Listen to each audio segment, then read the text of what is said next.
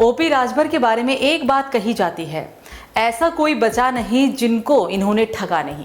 कभी अखिलेश यादव के साथ ही रहे, कभी बीजेपी में आए, कभी अकेले चुनाव लड़े, मगर अब बीजेपी की मुश्किल को ऐसा बढ़ाया है, बीजेपी भी दंग है। योगी और मोदी भी सोच में पड़ गए होंगे।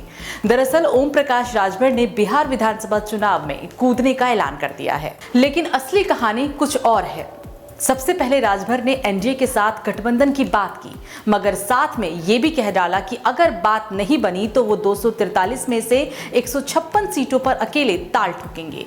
मतलब सीधा सीधा बीजेपी के लिए खतरे की घंटी। योगी, मोदी और शाह की नींद इस बयान के बाद उड़ गई होगी, क्योंकि लगातार भारतीय जनता पार्टी बिहार में अपने आप को मजबूत करने की कोशिश कर रही है। लेकिन अगर बिहार में ओपी राजभर आए तो बीजेपी का काम मुश्किल होगा, क्योंकि पहले ही चिराग पासवान एनडीए में बगावती तेवर दिखा रहे हैं।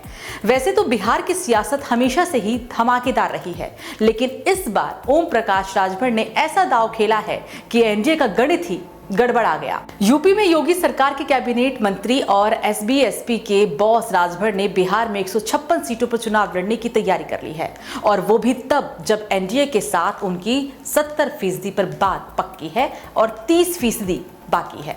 लेकिन अगर गठबंधन में बात नहीं बनी तो राजभर अकेले मैदान में कूदने को तैयार हैं। अब सवाल यह है कि राजभर का ये दांव बीजेपी के लिए कितना भारी पड़ेगा, और योगी, मोदी, शाह की टेंशन की वजह क्या है। आखिर राजभर का इतिहास क्या रहा है, और बिहार में उनका ये कदम एनडीए को कैसे नुकसान पहुंचा सकता है। चलो एक एक कर सारा माजरा समझते हैं। सबसे पहले बात करते हैं ओम प्रकाश राजभर की, जो सियासत के ऐसे खिलाड़ी हैं जो पल में तोला पल में माशा। ये वही राजभर है जो कभी बीजेपी के साथ थे, कभी सपा के साथ आए और फिर वापस एनडीए की गोद में लौट गए। 2017 में एसबी-एसपी ने बीजेपी के साथ यूपी विधानसभा का चुनाव लड़ा और राजभर योगी सरकार में मंत्री भी बने। लेकिन 2019 में वो बीजेपी से नाराज होकर एनडीए से बाहर निकल गए और सपा के साथ 2022 का यूपी चुनाव लड़ा। फिर 2023 में पलटी मारी और वापस एनडीए में आ गए। यूपी में कैबिनेट मंत्री बन गए और 2024 के लोकसभा चुनाव में बीजेपी ने उनकी पार्टी को एक और सीट घोषी थी, जहां उनके बेटे अरविंद राजभर को टिकट भी मिला। लेकिन अब बिहार में राजभर का ये नया दांव सबको चौंका रहा है। तो राजभर का सियासी रंग बदलने का खेल पुराना है, लेकिन इस बार बिहार में उनका दांव बड़ा है। उन्होंने कहा है कि उनकी पार्टी 156 सीटों पर बूथ लेवल से लेकर ब्लॉक तक कमेटियां बना चुकी है। वो एनडीए के साथ मिलकर लड़ना चाहते हैं, लेकिन अगर सीटों पर बात नहीं बनी तो अकेले भी मैदान में उतरेंगे।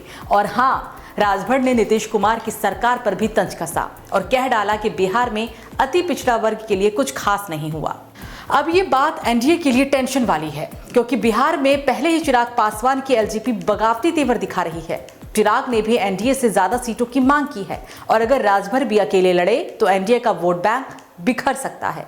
अब सवाल ये कि राजभर अगर अकेले लड़े तो क्या होगा। देखो भाई, बिहार में राजभर समुदाय की आबादी खासकर पूर्वांचल के इलाके जैसे कि गोपालगंज, सिवान, सारण और वैशाली में अच्छी खासी है। दावा है कि वो 3 से 4% वोटों पर असर भी डाल सकती है, खासकर अति पिछड़ा वर्ग और राजभर वोटरों में। अगर राजभर अकेले 156 सीटों पर उतरे तो एनडीए के वोट और जो ज्यादातर बीजेपी और जेडीयू को मिलते हैं वो बट सकते हैं, और ये बंटवारा आरजेडी और इंडिया गठबंधन के लिए फायदेमंद भी हो सकता है। 2024 के लोकसभा चुनाव में बिहार में एनडीए को 30 सीटें मिली, लेकिन बीजेपी को सिर्फ 12 और जेडीयू को 12। अगर राजभर का दांव काम कर गया तो बिहार विधानसभा में एनडीए का गणित गड़बड़ा सकता है। अब बात करते हैं बीजेपी की टेंशन की कि क्यों उसे इतनी टेंशन है। पहली बात, राजभर यूपी में योगी सरकार के मंत्री हैं और एनडीए का हिस्सा भी हैं, लेकिन बिहार में उनकी बगावती तेवर बीजेपी और नीतीश की जेडीयू के लिए सिरदर्द बन सकते हैं। दूसरी बात, चिराग पासवान पहले ही एनडीए में ज्यादा सीटों के लिए दबाव बना रहे हैं। 2024 के लोकसभा चुनाव में उनके एलजेपी ने 5 सीटों पर जीत भी हासिल की और अब वो विधानसभा में एक बड़ा हिस्सा चाहते हैं। अगर राजभर और चिराग दोनों ही एनडीए से नाराज होकर अलग रास्ता चुनते हैं तो बीजेपी का कोर वोट बैंक खासकर ओबीसी और ईबीसी बिखर सकता है। और तीसरी बात, बिहार में आरजेडी और कांग्रेस की इंडिया गठबंधन से पहले ही मजबूत स्थिति में है। अगर वोट बटा तो एनडीए को बड़ा नुकसान हो सकता है। मतलब योगी, मोदी और अमित शाह की टेंशन की वजह साफ है। राजभर यूपी में एनडीए के सहयोगी हैं और उनकी पार्टी को 2024 में घोषित सीट भी दी गई थी। लेकिन बिहार में उनकी 156 सीटों की मांग बीजेपी के लिए मुश्किल खड़ी कर रही है। अगर राजभर को मनाने में बीजेपी नाकाम रही तो बिहार में उनका अकेले लड़ना एनडीए के लिए महंगा पड़ सकता है। और हाँ, राजभर ने यह भी कहा है कि वो अन्य दलों से भी बात कर रहे हैं। अब तो ये साफ है कि राजभर का मकसद बिहार में अपनी पार्टी का दबदबा बनाना है, चाहे एनडीए के साथ हो या फिर अकेले। लेकिन इसका खामियाजा बीजेपी को भुगतना ही पड़ सकता है। क्या ओपी राजभर को बिहार में कदम रखना चाहिए? इस पर आप क्या सोचते हैं? कमेंट में बताएं।